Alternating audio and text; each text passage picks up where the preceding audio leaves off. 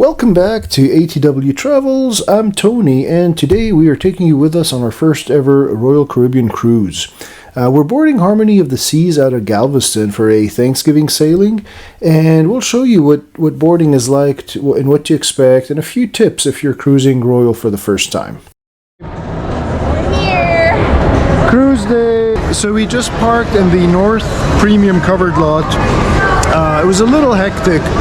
We had to drive around, drop off our luggage, park, and then we're here in the terminal now. And we are ready. It's right now, it's 10:50 and our check-in time is 11, so we should be good to go. Now, once we got inside the Royal Caribbean terminal, things moved fast. It's modern, efficient, and security was pretty quick. Okay, we just went through security. It was really easy and it's really nice in here, so we're excited. Yeah, this terminal is really nice. It's new. It's really new, Yeah. and over here is our ship.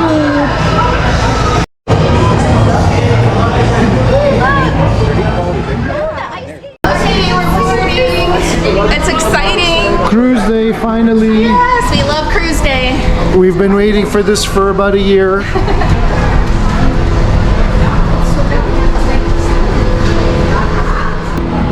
Alright, we are officially on ship time. Oh my gosh. Oh, it's so pretty. Look, we have red carpet.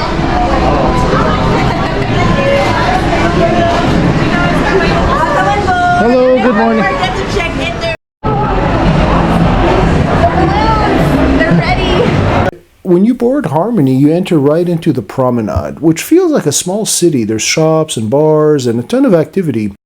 For lunch, we headed to the Windjammer buffet, and if you're coming from Carnival like we are, you'll keep wanting to call it the Lido. Same concept, just different name. Washi washi?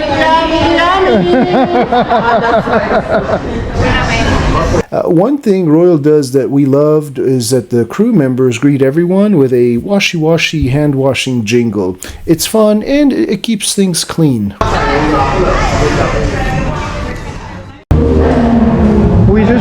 We just finished eating lunch at the marketplace. Yep, they're Real plants.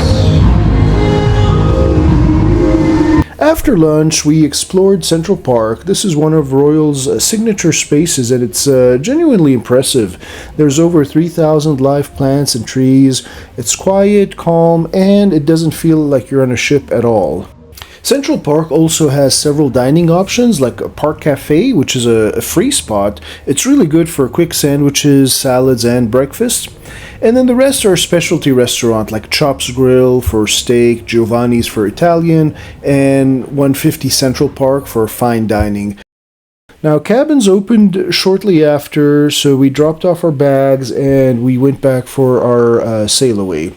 Now, if you're used to Carnival's high-energy sail-away parties, Royal is much more low-key. And it was windy and chilly that day, but even then, the turnout was small.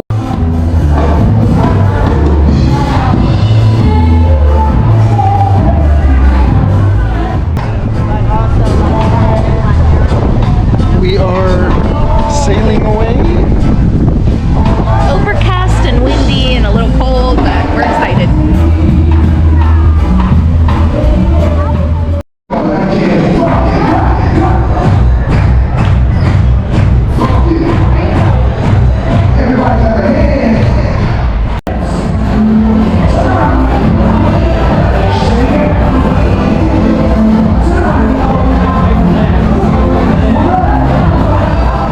We checked out the Solarium, which is the adults-only space at the front of the ship. It's enclosed, and with all the glass, it's great if the weather isn't perfect. A quick walkthrough of the Royal Promenade, which is the main indoor street on the ship, and this is where a lot of the action and events happen, especially at night. You have Sorrento's for the free pizza pretty much all day, late night too, which we love. There's Boleros, which is a Latin-themed bar with live music and dancing in the evenings, and then they have a lot of trivia events there in the daytime. And then there's for the karaoke fans, there's the On-Air Club, which is right on the promenade, and that's where they have karaoke sessions and game shows and activities throughout the cruise. Back on deck 6 is the Boardwalk. It's a really unique area. There's a carousel, a rock climbing walls, and the Aqua Theater where they were showing a football game. Now this is also where the Royal merch shop is. Now for such a big ship, we expected the store to be larger, but they had some nice branded stuff. This is where the Abyss slide ends. This is a dry slide that starts way up on deck 16 and shoots all the way down here. Yeah.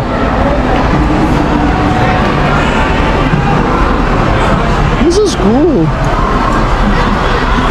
You'll also notice there are balcony cabins overlooking the boardwalk. These are typically priced lower than ocean view balconies, but higher than interior rooms. Some guests, I think, enjoy the energy and views of the boardwalk, while others probably feel the setup offers less privacy since the balconies face each other directly.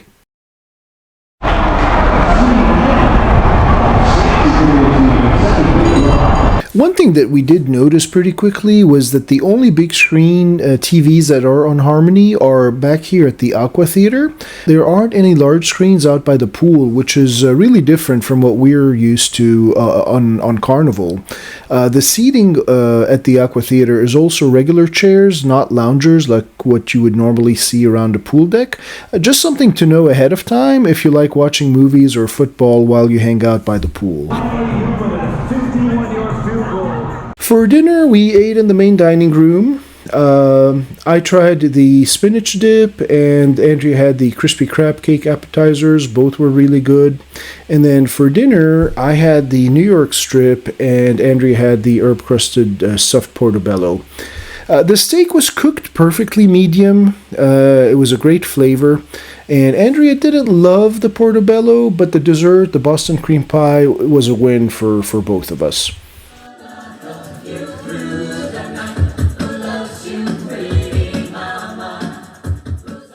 After dinner, we weren't planning on going to see a show, but we did catch the end of the one called The Voices, or Voices.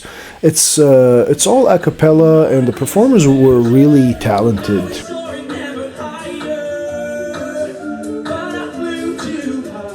One thing that we really liked about the Royal Caribbean app is that a few weeks before your cruise, it lets you reserve seats for the shows you want to see. This is free, it doesn't cost anything, and it's really nice to have, especially because Royal shows are a must-see and they fill up pretty quickly. So we highly recommend reserving early to get the best seats, especially for all the shows that they have at night. We stayed up for the midnight balloon drop back in the promenade. There was music, a countdown, and balloons everywhere. It was really fun energy and a cool way to end day one. Counting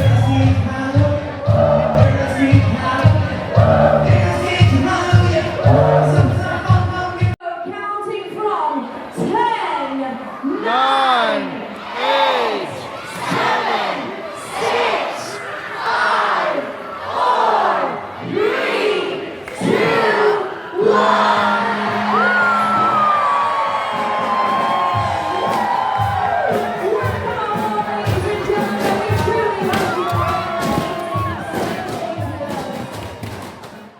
One thing to keep in mind about the promenade during these events, like the midnight balloon drop or any other events that they have, is that there's very little seating. Most of the time it's standing room only, unless you manage to grab a seat at Sorrento's, but those are technically for the restaurant, not general seating. So if your feet get tired, just plan ahead, bring comfy shoes, and be ready to stand for a bit. And so that wraps up our first day on the Harmony of the Seas. Thank you so much for coming along with us on this walkthrough and for watching the video. We've got more videos coming up, so stay tuned for what's next. And remember, until next time, it's your journey, it's your story.